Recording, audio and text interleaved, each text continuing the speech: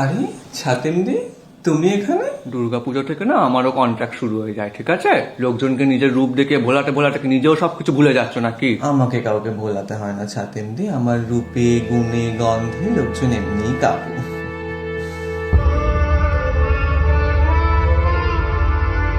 তো তেনারা আমার গন্ধও পছন্দ করে, পুজোর গন্ধ বলে। হ্যাঁ, ইয়া, পুজো পুজো গন্ধ, একদম পুরো নাকে কাঁটা লাগার মতো।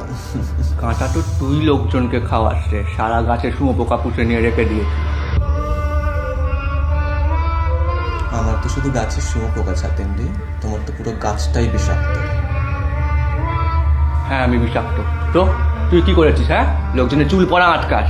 এলো আমার কত হেয়ার কেয়ার স্পেশালিস্ট।